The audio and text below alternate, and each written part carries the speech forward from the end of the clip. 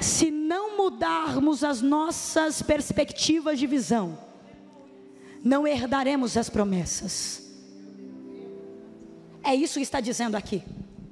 Mude, faça diferente.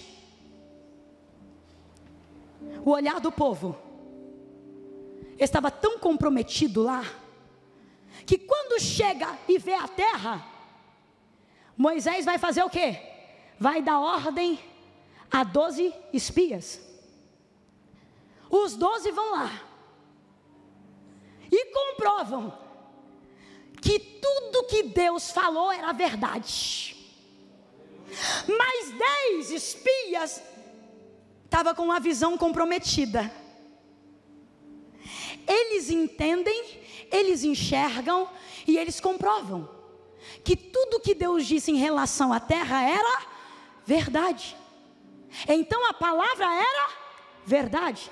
Mas não adianta ter palavra como verdade se tiver um olhar comprometido com o passado. Eles comprovaram que tudo que Deus falou era verdade, mas chegaram diante do povo e disseram: não dá, é demais para nós. Tem gigantes ali, e somos como gafanhotos. Isso está escrito em Josué. Somos como gafanhotos em relação a eles. Agora, quem é que disse que eles eram gafanhotos? Quem é que disse? Foi o povo? Os gigantes que estavam ali? Não, foram eles mesmos. A visão deles estava comprometida. A visão estava comprometida. Eles se enxergavam como apenas gafanhoto. Aí eu te pergunto: gafanhoto herda a terra? Lugar de gafanhoto é onde? No deserto. E é ali que eles ficam. E é ali que eles morrem. Mas tem 2 que não tiveram a visão comprometida: Josué e Caleb. Caleb vai dizer: sim, é tudo isso aí de difícil, mas quer saber? Eu continuo olhando para a palavra, eu continuo olhando para a promessa, eu continuo olhando para aquilo que saiu da boca de Deus.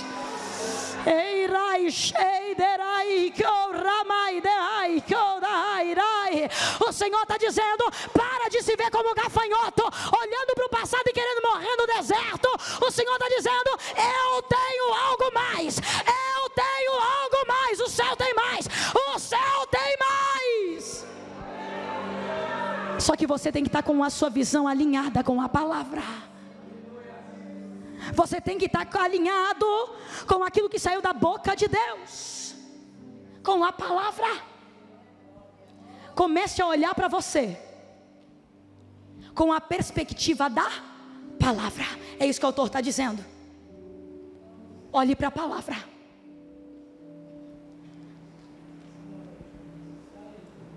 Muitas vezes o nosso olhar está totalmente comprometido com tudo aquilo que nós já vivemos e ainda vivemos.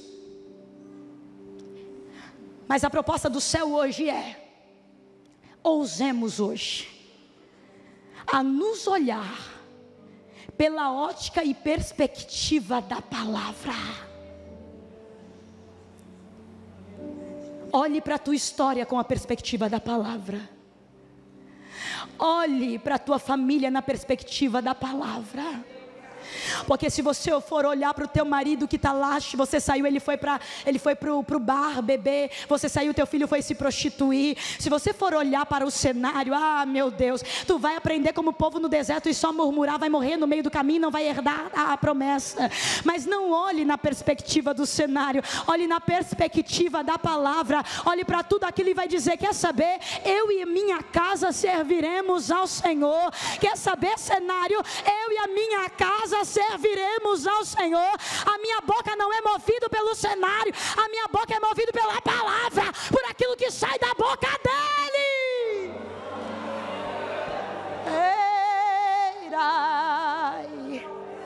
Porque a palavra nos vê não da forma que nós vemos. Porque se for ver, olhavam para um Jacó e enxergavam um enganador. Deus olha para o mesmo homem e vê um príncipe. Olhavam para um José e enxergavam um prepotente. Deus olha para o mesmo José e enxerga um governador. As pessoas olhavam para Moisés e vai dizer: menino frágil. Descendo o rio Nilo, Deus olha para o mesmo Moisés e vai dizer: não, é um libertador e um legislador, alguém que eu vou conversar face a face. Olhavam para um mero pastorzinho de ovelha, um menininho rejeitado chamado Davi, e vai dizer: é um coitado, nem a família ama ele. Aí Deus vai dizer: coitado nada, é alguém que eu chamei para ser segundo o meu coração, é alguém que vai ser rei. Eu vejo o rei. Alguém veio um coitado, eu vejo o rei. Alguém vai olhar para uma Maria pobre e desfavorecida, o mesmo Deus vai olhar para ela e vai dizer: salve a agraciada, bendita és tu entre as mulheres. Alguns vão olhar para Saulo e vai dizer: fariseu, perseguidor da igreja, não presta, não quero nem ter contato. Aí Deus vai dizer: quer saber? Ele vai ser o maior ganhador de alma naquele tempo, o maior plantador de igreja.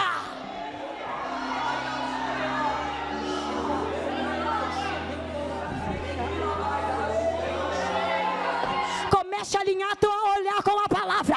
Comece a olhar a tua palavra, a tua voz, o teu olhar com aquilo que sai da boca de Deus. O Senhor está dizendo: não olhe para o cenário, não olhe para aquilo que falam. Olhe para Ele, olhe para aquilo que Ele fala, olhe para aquilo que Ele declarou, olhe para aquilo que saiu da boca dEle. Ei, Sheiradai.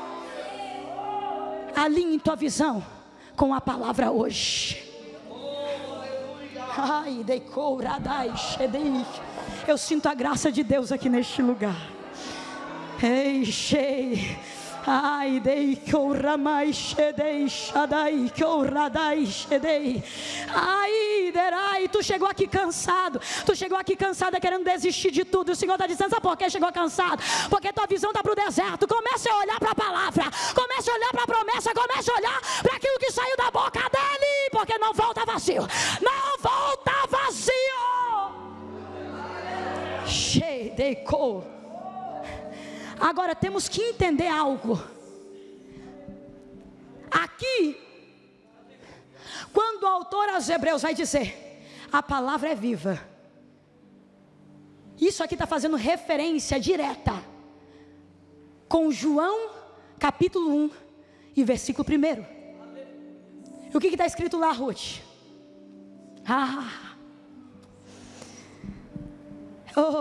No princípio era o verbo, e o verbo estava com Deus, e o verbo era Deus.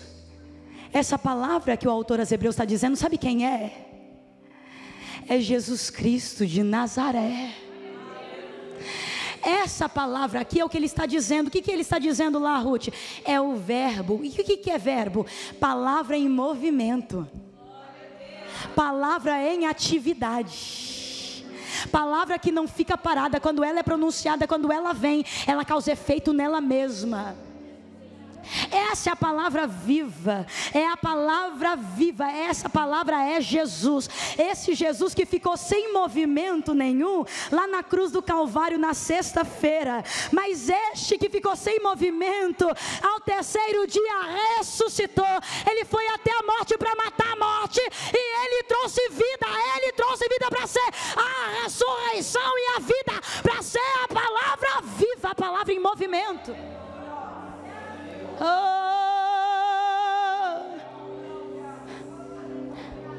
Essa palavra, ela é Jesus, a palavra viva em movimento, aquele que trouxe tudo à existência. No princípio de tudo ele estava, em Gênesis capítulo 1. Ai, a terra era sem forma e vazia, o Espírito pairava sobre o abismo das águas, e Deus disse: haja luz, e houve luz. Agora eu te pergunto, quem é essa luz? É o sol? Não, o sol é formado no quarto dia. Quem é essa luz? Ela é Jesus.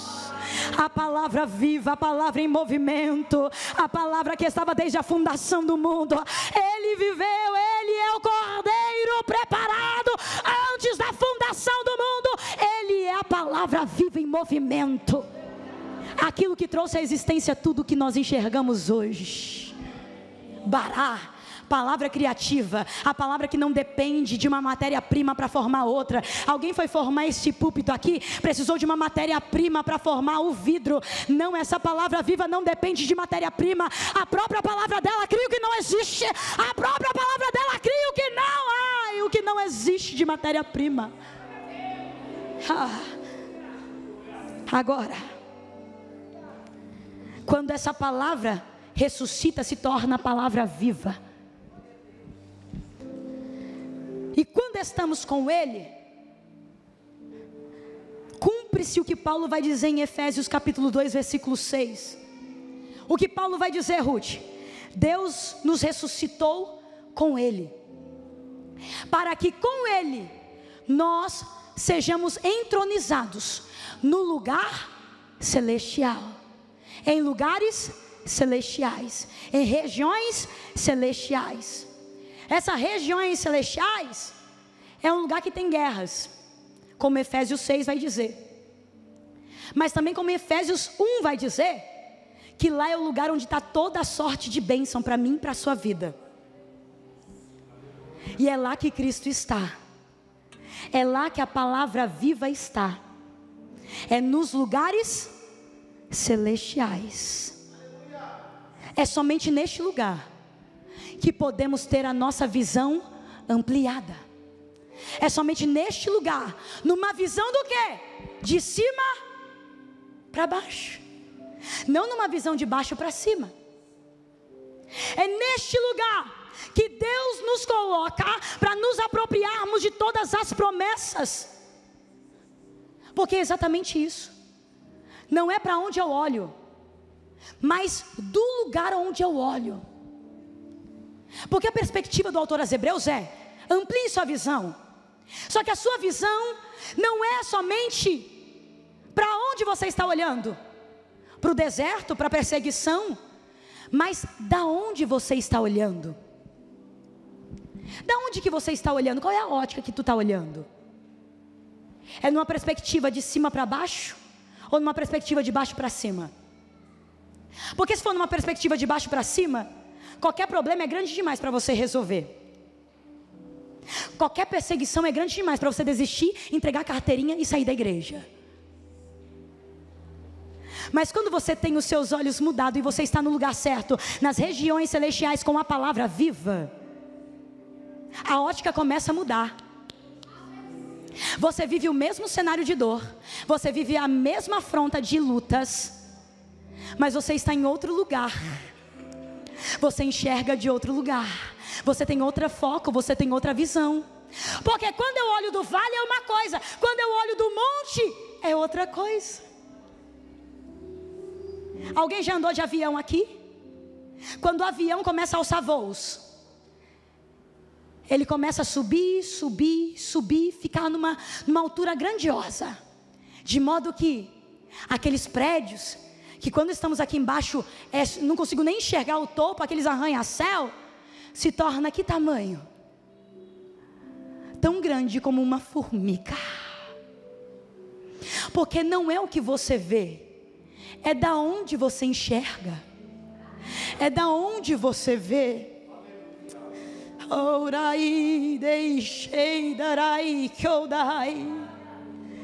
Então o Senhor está te convidando, como o autor aos Hebreus está convidando todos os hebreus que se converteram ao cristianismo para não abandonar a fé, dizendo: vá com Ele para o descanso, porque as regiões celestiais é o seu descanso. É a paz em meio ao vale. O que é ter paz em meio ao vale? É eu viver a luta do vale, mas na perspectiva de estar no monte. Eleva os meus olhos para os montes, de onde me virá o socorro?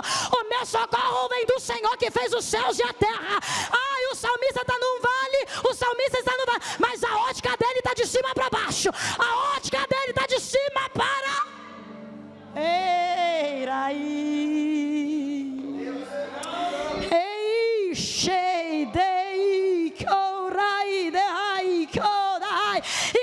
você se apropria dessa palavra, você vai com ele, com a palavra viva nas regiões celestiais.